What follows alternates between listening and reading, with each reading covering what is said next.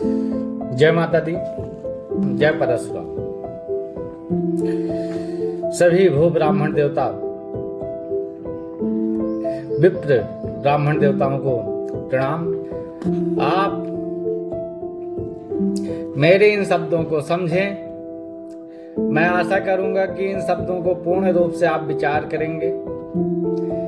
मैं बताना चाहूंगा कि सनातन धर्म क्या है, सनातन धर्म की उत्पत्ति कैसे हुई। यह सनातन धर्म आदिकाल से 4 वर्णों से हुई है।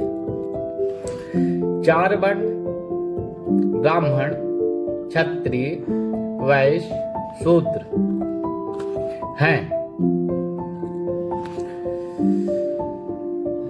इन्हीं 4 वर्णों से मत की उत्पत्ति हुई। हिंदू मत, सन्यासी मत, उदासी मत, बैरागी मत, आचार मत, सिख मत, ईसाई मत, मुसलमान मत, जो आज हैं लेकिन कल नहीं रहेंगे। कल नहीं रहेगा क्योंकि समय चक्र परिवर्तनशील है। इसलिए जो विद्वान हैं, श्रेष्ठ हैं, धर्मात्मा हैं, उन्हें हर शब्द पर विचार करना जरूरी हो चुका है। यह ब्राह्मण समाज वेद शास्त्रार्थ के माध्यम से अवगत कराना चाहता है कि पृथ्वी में सर्वश्रेष्ठ ब्राह्मण को ही माना गया है। ब्राह्मण को ही सर्वश्रेष्ठ मानते हैं और माना जाएगा, माना जाता रहेगा। जिससे सर्वप्रथम जो जगत गुरु की उपाधि मिली है वो हमारे ब्राह्मण को ही मिली है।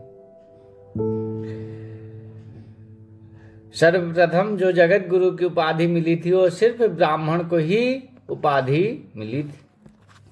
आज जो शंकराचार्य संन्यास मत के पास है, ब्राह्मण समाज से संन्यास मत के पास कैसे प्राप्त हुआ, उसी प्रकार ब्राह्मण समाज पुनः अपने अधिकार को पाना चाहता है। जैसा कि सभी विप्र ब्राह्मण को पता होगा कि बहुत समय की बात है कि पृथ्वी में मंडन मिश्र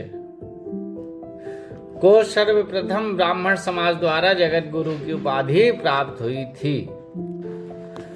मंडन मिश्र को जगत गुरु का पदभार दिया गया था।